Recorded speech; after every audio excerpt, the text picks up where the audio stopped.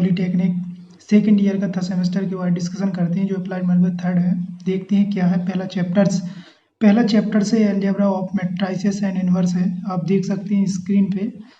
इसमें जो पहला चैप्टर है वो है algebra of matrices and inverse है। आव्यूहों का बीजगणित और व्युत्क्रम क्या होता है देखते हैं। इसमें सबसे पहले आव्यूह क्या है, सबसे पहले क्या है आव्यूह क्या होता है, मैट्रिसेस क्या है। सबसे पहले कोई क्या है मैट्रिसेस को लिखने का एक तरीका होता है। मैट्रिसेस को लिखने का तरीका होता है कि एक बड़ा ब्रैकेट लेंगे और इसमें हर जो 1 2 3 4 5 6 3 7 8 लिखा हुआ है जी एलिमेंट्स हैं। सबसे पहले लेट मीन्स माना ए इज इक्वल टू 1 2 3 4 5 6 3 7 8 ये लिखा हुआ है। क्या है कि अगर इस तरीके से काउंट करते हैं वर्टिकल लाइन में, अगर काउंट करते हैं 1 4 3 2 5 7 3 6 8 ऐसे में अगर काउंट करते हैं तो इसे कहते हैं कॉलन, हिंदी में लिखा हुआ है स्तंभ। और अगर 1 2 3 4 5 6 3 7 8 अगर ऐसा काउंट करते हैं तो इसे बोलते हैं रो, जिसे हिंदी में बोलते हैं पंक्ति। इसमें क्या है कि पहले इस तरीके से काउंट करते हैं 1 2 3 तो आपका एक स्टेप 1, दूसरा 2 जी, तीसरा 3 तो आपका 3 है। 1 2 3 तो आपका 3। जो एम है वो रो है, जो एन है वो कॉलन है। अगर लाइन को वर्टिकल लाइन की बात करें, अगर वर्टिकल लाइन की बात करें तो देखते हैं वर्टिकल लाइन को क्या कहेंगे आप। अगर वर्टिकल्स लाइन को बात करें तो वर्टिकल 1 4 3 को वर्टिकल्स लाइन है। अगर हॉरिजेंटल लाइन की बात करें तो हॉरिजेंटल लाइन 2 3 1 2 3 4 5 6 3 7 8 जो हॉरिजेंटल लाइन है 36, ठीक है। उसी अंदर जो एलिमेंट्स लिखे हुए हैं वो क्या बोलते हैं, उसे एलिमेंट ऑफ मैट्रिसेस बोलते हैं। अगर जनरल टर्म्स की बात करें तो कितने बाई कितने का भी हो सकता है। इसमें क्या है, अगर let A is equal to A11 A12 A13 so on A1n। Next दूसरा एलिमेंट्स लिखें A21 A22 A23 show on A2n, इस तरीके से अगर लिखें। और next show on AM1 AM2 AM3 show on AMn। जी क्या है कि अगर इस तरीके से काउंट करते हैं जो हॉरिजॉन्टल लाइन कहलाती है। अगर ऐसे काउंट करते हैं तो उसे वर्टिकल लाइन कहलाता है। और जी अंदर जो लिखे हुए हैं जी एलिमेंट्स ऑफ मैट्रिसेस हैं। सिंपली इसे यार बोल सकते हैं रो, और इसे आप कॉलन को आप जानते ही हो, कॉलन को आप जानती हो कि स्तंभ बोलते हैं। तो आपके जी क्या है कि जो जी लिखा हुआ है इसे कॉलन बोलते हैं, और जी आपको इसे ऐसा लिखें तो आप इसे रो बोल सकते हैं। तो इस तरीके से लिखने का तरीका आप पहचान गए होंगे। अब जनरल टर्म्स की बात करें कैसे लिखेंगे, तो हमने लिखा है general terms of matrices A is equal to A I J माना है, जहाँ पे आई कहाँ तक जाएगा 1 2 3 सो ऑन एम तक जाएगा। जहाँ एम है वो क्या है रो है, जहाँ जे है 1 2 3 सो ऑन एन है वो एक कॉलन है। आई को रिस्पेक्ट रो नंबर एम बोलते हैं, रिस्पेक्ट कॉलम नंबर एन बोलते हैं। इस तरीके से अगर हम इस तरीके से स्टेप को लिखें, आई की जगह पे 1 रखें और जे की जगह पे 1 रखें। पहले स्टेप पे आई को 1 रखें और जे को 1 रखें तो आपका 1 1 हो जाएगा। और अगर अपन लोग क्या करें, दूसरे स्टेप को आपको क्या करना है, फॉलो करना है 3/3 में। तो इस तरीके से आप जब वैल्यू रखेंगे आई जे की जगह पे 1 2 तो इस तरीके से ये निकल के स्टेप आएगा। अब इसकी जगह पे अपन कोई मान सकते हैं A11 की जगह कोई एलिमेंट अपन मान, कोई भी एलिमेंट्स लें। A11 की जगह 1 हो सकता है, A12 की जगह 0 हो सकता है, A13 की जगह 2 हो सकता है, A21 की जगह पे 3 हो सकता है, A22 की जगह 4 हो सकता है, A23 की जगह 5 हो सकता है, A31 की जगह पे हो सकता है 3 1 की जगह पे हो सकता है 2 हो सकता है, और 3 2 की जगह पे हो सकता है 2, और 3 3 की जगह पे हो सकता है -2। तो इस तरीके से आप देख सकते हैं कुछ भी हो सकता है। तो आपको क्या है लिखने का जो पैटर्न है, अगर ये समझ में आ जाएगा तो कोई प्रॉब्लम्स नहीं आएगी। A33 is equal to -2। अब A11 की जगह आपने क्या माना 1 माना, इसमें 2 माना। इस तरीके से जी सारी वैल्यू इस एलिमेंट इस मैट्रिक्स के अंदर पुट कर देंगे तो आपका 3/3 का डेवलपमेंट हो जाएगा मैट्रिसेस। तो A इज इक्वल टू 1 2 1 0 2 3 4 5 2 0 -2, इस तरीके से आपका क्या हो गया, ये डेवलपमेंट मैट्रिसेस हो गया। ऐसे ही आप रो बोलोगे और इस तरीके से आप कॉलन बोलोगे। और सिंपली में हॉरिजेंटल, ऐसे को हॉरिजेंटल और इस तरीके को क्या बोल सकते हैं, वर्टिकल से लाइन बोल सकते हैं। तो आप समझ सकते हैं लिखने का सबसे पहले ये पैटर्न होता है, आपको ये समझना है। इसके बाद आता है मैट्रिसेस के सिंबल्स क्या होते हैं, तो देखते हैं सिंबल्स ऑफ मैट्रिसेस। आप व्यू के सिंबल्स जो होते हैं 4 टाइप्स के होते हैं। एक तो आप बड़ा ब्रैकेट में लिख सकते हैं, एक करली ब्रैकेट में लिख सकते हैं, वो स्मॉल ब्रैकेट में लिख सकते हैं, और अगला लिख सकते हैं लास्ट नॉर्म ब्रैकेट में लिख सकते हैं। जो डबल वर्टिकल लाइन लिख दोगे तो इसे क्या बोलते हैं, नॉर्म ब्रैकेट बोल सकते हैं आप। तो एग्जाम्पल के तौर पे अगर बड़ा ब्रैकेट लें, कोई भी इसके अंदर एलिमेंट्स माने 1 2 3 7 0 8, तो कोई भी एलिमेंट्स आप ले सकते हैं। इसके बाद अगर करली ब्रैकेट में यही एलिमेंट्स रखा जाए तो 1 2 3 4 5 6 7 0 8 आप लिख सकते हैं। इसके बाद स्मॉल ब्रैकेट की बात करें 1 2 3 4 5 6 7 0 8, इस तरीके से। अगर नॉर्म ब्रैकेट की बात करें, इसी एलिमेंट को नॉर्म ब्रैकेट में लिखते हैं तो 1 2 3 4 5 6 7 0 8, इस तरीके से आप लिख सकते हैं। तो आपने देखा कि 4 टाइप्स के जो ब्रैकेट हैं, 4 टाइप्स को अगर मैट्रिक्स के फॉर्म में लिखना है तो हर तरीके से एक ही एग्जाम्पल में समझाया गया है कि आप किस तरीके से लिखेंगे। इसके बाद आता है आपका मैट्रिसेस ऑफ ऑर्डर क्या होता है। मैट्रिसेस ऑफ ऑर्डर निकालने के लिए क्या होता है, ये फॉर्मूला होता है matrices of order is equal to m into n, जहाँ पे m आपका रो है, n इसका क्या है, कॉलन है, जी आपका क्या है, रो है, जी आपका कॉलन है। अब समस्या ये है कि लेट आपको कोई मैट्रिक्स दिया गया 1 2 3 4, तो जी आपका रो है और जी आपका जो वर्टिकल लाइन में वो क्या है, कॉलन है। तो आपने देखा जी 2 बाई 2 का है, 1 2 पहले रो काउंट करेंगे फिर कॉलन काउंट करेंगे, तो 2 बाई 2 का है m इंटू n, m बराबर 2 n बराबर 2, 2 बाई 2। तो इस तरीके से आप क्या निकाल सकते हैं, मैट्रिसेस ऑफ ऑर्डर निकाल सकते हैं। अगर एग्जाम्पल सेकेंड देखें, सेकेंड एग्जाम्पल में आपने लिया है let a is equal to 1 2 3 4 5 6 7 8 9, जी आपका रो है और जी आपका कॉलम है, m बाई n आपने इसमें भी लिखा है। तो आपको देखा पहले रो काउंट करते हैं 1 2 3, तो आपका 3 हो गया, 1 2 3, तो आपका जी आपका 3 हो गया। मैट्रिसेस ऑफ ऑर्डर 3 बाई 3 का m इंटू n, इस तरीके से आप ऑर्डर निकाल सकते हैं। नेक्स्ट एग्जाम्पल लेते हैं let a is equal to 1 0 2 0 1 2 0 0 1, इस तरीके से। जी आपका रो है 1 2 3, तो 1 2 3, इस तरीके से आप काउंट किसी तरीके से भी कर सकते हैं। तो matrices of order m into n 3 by 3 का इस तरीके से आप लिखने का ये पैटर्न है। इसके बाद आता है टाइप्स ऑफ मैट्रिसेस। मैट्रिसेस के टाइप्स क्या होते हैं, तो थोड़ी सा समझते हैं मैट्रिसेस के टाइप्स क्या हैं। तो अब व्यू के प्रकार देखते हैं क्या है। सबसे पहले आता है रो मैट्रिक्स। तो रो मैट्रिक्स क्या है कि ऐसा, इसकी डेफिनेशन अगर बनाए, ऐसा मैट्रिक्स जिसमें रो एक ही हो कॉलम काफ़ी हो, तो ऐसे मैट्रिक्स को क्या बोलते हैं, रो मैट्रिक्स को बोलते हैं। सबसे पहले रो एक ही हो कॉलम काफ़ी हो, तो ऐसे को क्या बोलते हैं, रो मैट्रिक्स बोलते हैं। जैसे रो एक ही है 1 2 3, आपकी 3 कॉलन है, तो ऐसे देखते हैं 1 1 2 3, तो इस तरीके से 1 2 3, तो इस तरह आपके 3 लिख सकते हैं। 1 1 2 3 ABC लिख, कुछ भी एलिमेंट्स मान सकते हैं, 1 1 2, तो 1 2, इस तरीके से 1 आपका सभी में क्या है जी हाईलाइट जो लगा हुआ है, रो काउंट करते हैं इसे। इसका मतलब है कि इसका रो एक ही हो और क्या हो, कॉलन काफ़ी हो, तो ऐसे मैट्रिक्स को रो मैट्रिक्स बोलते हैं। अब आता है कॉलन मैट्रिक्स। क्या होता है, ऐसा मैट्रिक्स जिसमें कॉलन एक हो और रो काफ़ी हो, तो ऐसे मैट्रिक्स को क्या बोलते हैं, कॉलन मैट्रिक्स बोलते हैं। जैसे आपका पहले 1 2 3, तो 3 हो गया, और 1 एक ही क्या हो, कॉलन हो और रो काफ़ी हो, एक ही क्या हो, कॉलन हो, रो काफ़ी हो, तो आप ऐसे मैट्रिक्स क्या बोल सकते हैं, कॉलन मैट्रिक्स बोल सकते हैं। ठीक है, तो एग्जाम्पल से आप समझ गए होंगे किस तरीके से लिखना है। इसके बाद नेक्स्ट देखते हैं नल मैट्रिक्स, जीरो मैट्रिक्स या वाइट मैट्रिक्स बोल सकते हैं। तो इस तरीके से ऐसा मैट्रिक्स जिसके सारे एलिमेंट्स क्या हो, 0 0 हो, चाहे वो 2 बाई 2 का हो, चाहे 3 बाई 3 का हो, चाहे 4 बाई 4 का, ऐसा मैट्रिक्स जिसमें सारे एलिमेंट्स क्या हो, 0 हो, वो जीरो मैट्रिक्स कहलाता है।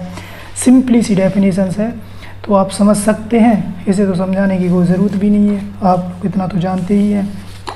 इसके बाद आता है फोर्थ में क्या है, रेक्टेंगुलर मैट्रिक्स दिया गया है। ऐसा मैट्रिक्स जिसमें रो और कॉलम के एलिमेंट्स मैच ना करें, सेम ना हो या मैच ना करें, तो आपको ऐसे मैट्रिक्स को क्या बोलते हैं, रेक्टेंगुलर मैट्रिक्स बोल सकते हैं। ऐसा मैट्रिक्स जिसमें रो कॉलम के एलिमेंट्स क्या ना हो, सेम ना हो, तो ऐसे मैट्रिक्स को क्या बोल सकते हैं, रेक्टेंगुलर मैट्रिक्स बोल सकते हैं। जैसे 1 2 3 7 8 6 लिया गया है, इसमें क्या है 1 2, रो आपके कितने हैं जी, आपका रो आपके 2 हैं और कॉलम आपके क्या है 3 हैं, तो ये दोनों आपके सेम नहीं है, तो ऐसे मैट्रिक्स क्या बोलते हैं, रेक्टेंगुलर मैट्रिक्स बोलते हैं। इसके बाद देखते हैं प्रिंसिपल्स डायगोनल मैट्रिक्स।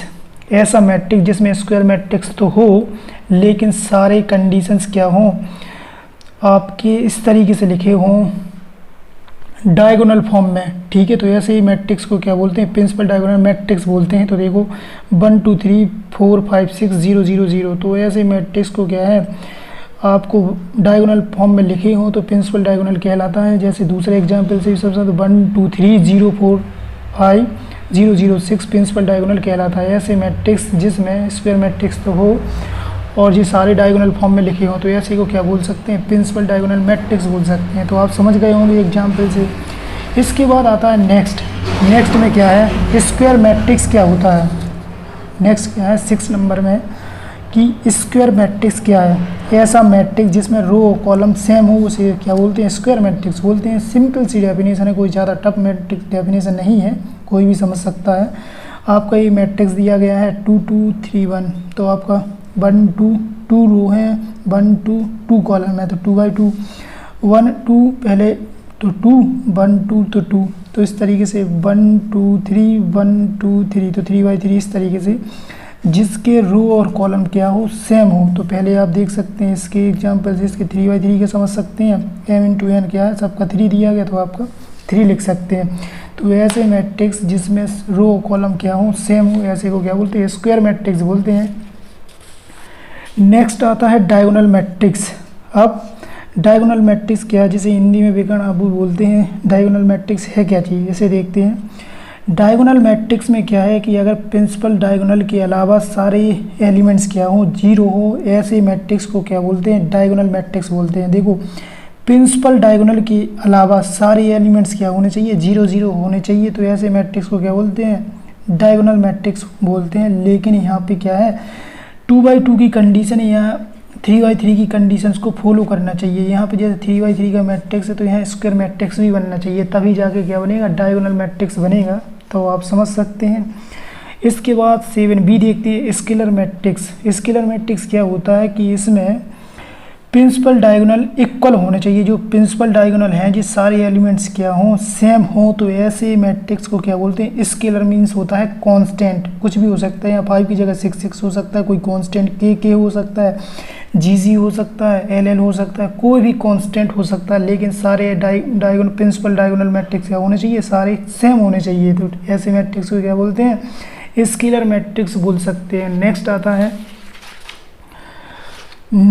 आता है आइडेंटिटी ऑफ यूनिटी मैट्रिक्स। इकाई या व्यू क्या है, जैसे ही इसके नाम से पता चल जाता है आइडेंटिटी। ऐसा मैट्रिक्स जिसके सारे एलिमेंट्स क्या हों, 1 1 हो या सेम हो, तो ऐसे मैट्रिक्स को क्या बोलते हैं, आइडेंटिटी मैट्रिक्स बोल सकते हैं। जैसे इस मैट्रिक्स में 1 1 सारे लिखे तो ये 3/3 का है जी।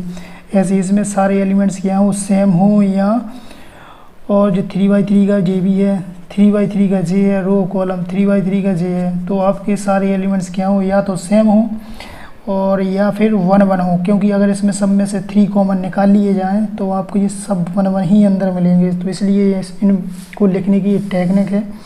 तो आपके ऐसे एलिमेंट्स को क्या बोलते हैं, आइडेंटिटी या यूनिटी मैट्रिक्स बोल सकते हैं। इसके बाद आता है ऑपरेशंस ऑन मैट्रिसेस। आव्यूहों पर संक्रियाएँ क्या कैसे कर सकते हैं, एडिशंस और सब्ट्रैक्शंस कैसे करते हैं। तो देख सकते हैं आव्यूहों का, सबसे पहले आता है इक्वलिटी ऑफ 2 मैट्रिसेस। 2 आव्यूहों की समानता कैसे की जाती है। सबसे पहले तो क्या होता है, वो आपका स्क्वायर मैट्रिक्स फॉलो करे या आपके रो कॉलम को फॉलो करे, ठीक है। स्क्वायर मैट्रिक्स को फॉलो करेगा तब जाके क्या निकालेगा, इक्वलिटी कंडीशंस निकालेगा। जैसे मान के चलो लेट किया है, let A is equal to 1 2 3 4 4 4 5 6 P Q R S T U दिया गया है। हर एलिमेंट्स का हर से कंपेयरिंग करनी है। p बराबर 1 एलिमेंट से चेक करेंगे, p बराबर 1 Q is equal to 2 R 3 है, S की जगह 4 लिखा है, T की जगह पे 5 लिखा है, U की जगह पे 6, जिसकी मान वो पूछेगा या पुटअप करेगा उसी तरीके से आप कंपेयरिंग कर देना, आपका आंसर जस्टिफाई हो जाएगा। तो इसी को इक्वलिटी ऑफ टू मैट्रिसेस बोलते हैं। आपको दो मैट्रिक्स दिए गए होंगे, वो मान पूछेगा कि इनके मान निकालिए, तो पी क्यू आर कुछ भी होगा कंपेयरिंग कर देना मैट्रिसेस की, तो बस आपके निकल आएंगे। इसके बाद आता है next addition and subtraction of matrices. दो अवयवों का योग अंतर कैसे निकालते हैं देख सकते हैं। आपको माना लेट एक मैट्रिक्स दिया गया है 1 2 3 4, ये 2×2 का स्क्वायर मैट्रिक्स होना चाहिए। सबसे पहले तो 1 0 0 0, इसमें क्या है कि एडिशन निकालना है, तो ए प्लस बी को अब ऐड करेंगे तो ए का मान 0 रखा, बी का मान 0 रखा, हर एलिमेंट का हर से ऐड करना है। 2 को 0 में, 3 को 0 में, 4 को 0 में, जब ऐड करेंगे 1 + 1 2 हो जाएगा, 2 + 0 2 हो जाएगा, 3 + 0 3 हो जाएगा, 4 + 0 4 हो जाएगा। इस तरीके से आपको क्या बोल सकते हैं, ए प्लस बी निकल आया। अगर माइनस वाला निकालना, सब्ट्रैक्शन से निकालना, तो ए माइनस बी सब्ट्रैक्ट करना है, तो पहले ए का मान रखोगे, माइनस लगा के बी का मान रखोगे, 1 से 1 जाएगा तो 1 - 1, 2 - 0 2 - 0, 3 - 0 3 - 0, 4 - 0 4 - 0, 1 में से 1 जाएगा तो 0, 2 में से 0 जाएगा, 2 3 में से 0 जाएगा, 3 4 में से 0 जाएगा, 4, तो ए माइनस बी का मान क्या निकला। इस तरीके से जो क्या है एडिशन और सब्ट्रैक्शन है, एक ही का दोनों मान निकाल सकते हैं। इसके बाद आता है next scalar multiple of a matrix. अवयवों का अदिश गुणन कैसे क्या निकालते हैं। मान के चलो कोई आपका एक एग्जाम्पल दिया गया है, अगर हम यहाँ 3 कर दें 3a, तो आपका 3 तो सेम है, ए का मान के चलो ये दिया गया 1 2 3 4 दिया गया है। इसका जो स्केलर दिया गया मतलब कांस्टेंट जो दिया गया 3, इसका अगर मैट्रिक्स के अंदर मल्टीप्लिकेशन कर दिया जाए हर एलिमेंट से, जैसे 3 × 1 1 × 3 3 × 2 2 × 3, आगे पीछे भी लिखो कोई प्रॉब्लम्स नहीं आती, क्योंकि मल्टीप्लाई करने पे तो वैल्यू तो सेम ही देगा। 3 × 3 3 × 4 आगे पीछे भी लिख दो, कोई दिक्कत नहीं आती। इसके 3 × 3 2 × 6 9, 3 × 3 9, 3 × 2 6 हो जाएगा, 3 × 3 9 हो जाएगा, 4 × 3 12 हो जाएगा। इस तरीके से नेक्स्ट एग्जाम्पल ये है, जो एग्जाम्पल फर्स्ट मान लो, जो एग्जाम्पल आपका सेकंड है 3a। ए का मान के चलो 1 0 0 0 0 दिया गया, तो 3 आपका फिक्स है। 3 का इस एलिमेंट्स के अंदर मल्टीप्लाई करा दिए, 3 का 1 में, 3 का 0 में, 3 का 0 में, 3 का 0 में, इस तरीके से मल्टीप्लाई कराया तो यहाँ पे 1 ही मिलेगा। बाकी सब 0 का प्रोडक्ट जिससे भी कराएंगे सारे एलिमेंट्स क्या दे देगा, 0 दे देगा। तो इसके लिए इस तरीके से आपने देखा कि स्केलर मतलब कांस्टेंट का मल्टीप्लिकेशन कैसे किया जाता है। इसके बाद देखते हैं मल्टीप्लिकेशन ऑफ टू मैट्रिसेस। सबसे मोस्ट ऑफ पावरफुल क्या है कि दो मैट्रिक्स का मल्टीप्लिकेशन कैसे किया जाता है, तो देखते हैं। सबसे पहले आपका एक मैट्रिक्स ए है, let A is equal to 1 2 3 4, दूसरा है 0 0 0। इस तरीके से जी आपका 2/2 का दिया गया, पहले रो काउंट करते हैं 1 2, फिर कॉलन काउंट करते हैं 1 और 2, तो आपका 2/2 ये दिया गया। पहले रो काउंट करते हैं 1 2, तो आपका 2 है, फिर 1 और 2, तो आपका ये 2 है। इसमें से पहला देखते हैं जी, पहला वाला रो कहलाता है रो, और इसका पहले कॉलन देखते हैं, कॉलन। इसका पहले इसका देखते हैं कॉलन, और इसका देखते हैं रो, ठीक है। तो सबसे पहले क्या है, रो कॉलन, इसका देखते हैं रो, इसका देखते हैं कॉलन। अगर ये दोनों के सेम है तो मल्टीप्लिकेशन होगा, अन्यथा नहीं होगा, ठीक है, ये याद रखना है। अगर इसका पहले वाले का रो, इस पहले वाले का कॉलन और दूसरे वाले का रो अगर सेम होता है, ठीक है, तब जाके मल्टीप्लिकेशन होगा, अन्यथा मल्टीप्लिकेशन नहीं होगा। या डॉट भी रख सकते हैं, मल्टीप्लिकेशन का साइन लगा सकते हैं। मल्टीप्लिकेशन कैसे करेंगे, ए डॉट बी को मल्टीप्लाई करना है, तो सबसे पहले ए का मान रखा, जी रखा, सेम कॉपी करके, बी का मान सेम जे रखा। अब क्या है, मल्टीप्लिकेशन कैसे करेंगे, समस्या ये है 1 और 2 0 0, इसका रो इसका कॉलन, ठीक है। 1 का 0 में करेंगे, 1 × 0, फिर प्लस का साइन लगाएगा, 2 × 0, इस तरीके से। फिर 1 का इसमें 1 × 0, फिर 2 × 0, इस तरीके से। फिर 3 का 0 में करेंगे, 3 × 0 प्लस 4 × 0, इस तरीके से। 3 × 0 4 × 0, इस तरीके से। अब 1 × 0 करेंगे तो 0 मिलेगा। इस सभी को सॉल्व करने पे क्या आएगा, 0/0 आएगा। तो इस तरीके से आपने देखा कि ए डॉट बी का जब मल्टीप्लाई किया अपन लोगों ने, तो इस तरीके से आपका आंसर वेरीफाई हुआ है। तो आपने देखा इस तरीके से आप मल्टीप्लिकेशन कर सकते हैं, और करने के यही तरीके हैं, ठीक है। क्योंकि मल्टीप्लिकेशन जब करोगे तब जाके आपको आंसर्स वेरीफाई होंगे। तो एक आध एग्जाम्पल से और समझ सकते हैं। तो आप देखते हैं, ठीक है, एक आध एग्जाम्पल और लेते हैं। सबसे पहले क्या है, एग्जाम्पल सेकंड देखते हैं। ए इज इक्वल टू क्या है कि अगर अपन कोई भी एलिमेंट्स माने 1 0 0 0 1 0 0 0 1, ये हो गया। बी देखें, इसमें देखें 1 1 1 1 1 1 1 1 1 जी आपने लिया। इन दोनों का क्या करना है, प्रोडक्ट करना है। तो आप पहले ए का लिखेंगे और दूसरा लिखेंगे आप क्या, बी का लिखेंगे, ठीक है। ये आप पहले 1 0 0 0 1 0 0 0 1, ठीक है। बी लिखोगे 1 1 1 1 1 1 1 1 1। जे भी 3/3 है और जे भी 3/3 है। इसका क्या लिखते हैं, कॉलम देखते हैं, इसका देखते हैं रो। अगर इनकी जो वैल्यू सेम है तो multiplication C is equal to R is equal to क्या दिएगा 3। इसका मतलब ये क्या होगा, मल्टीप्लिकेशन इसका कर सकते हैं, अन्यथा नहीं कर सकते थे। अब इसका क्या है कि इसका रो और इसका कॉलम के हर एलिमेंट से हर से करना है मल्टीप्लिकेशंस, ठीक है, तब जाके आंसर वेरीफाई होगा।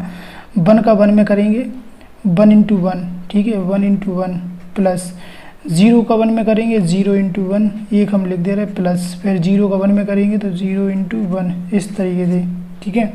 अब डायरेक्ट करते हैं 1 इंटू 1 सबका करेंगे 1 मिलेगा प्लस 0 मिलेगा, इस तरीके से। ऐसे इसका करेंगे तो 1 इंटू 1 सभी का क्या होगा 0 होगा, इस तरीके से। फिर इसका करेंगे तो 0 का 0 में 0 इंटू 1 तो आपका 0 ही देगा। 1 इंटू 1 करेंगे तो 1 ही मिलेगा। 0 इंटू 1 करेंगे तो आपको 0 ही मिलेगा। 0 का 1 में करेंगे तो 0 कर मिलेगा। 1 इंटू 1 करेंगे तो 1 ही मिलेगा। 0 इंटू 1 करेंगे तो 0 ही मिलेगा, इस तरीके से। 0 प्लस 1 प्लस 0, इस तरीके से आपके आते जाएंगे। इस तरीके से करेंगे 0 0 आपको 1 मिलेगा। नेक्स्ट करेंगे तो 0 प्लस 1 मिलेगा।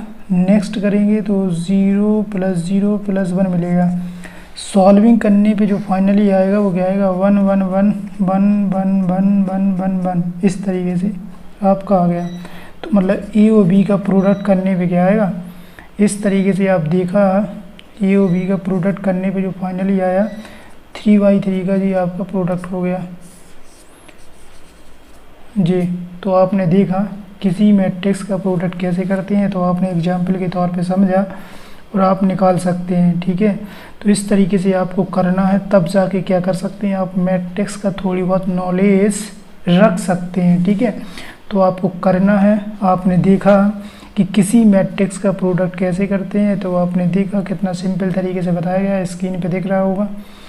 तो वीडियो को लास्ट तक देखने के लिए थैंक यू सो मच। और इस वीडियो को ज़्यादा से ज़्यादा लाइक, सब्सक्राइब एंड शेयर कीजिए, ठीक है। और आपको नेक्स्ट लेक्चर में इसी की प्रॉब्लम्स के बारे में बताया जाएगा, किस तरीके से प्रॉब्लम्स को सॉल्व किया जाता है, और आपके 3 लेक्चर में इस टॉपिक्स को हटा दिया जाएगा, ठीक है। Thank you so much.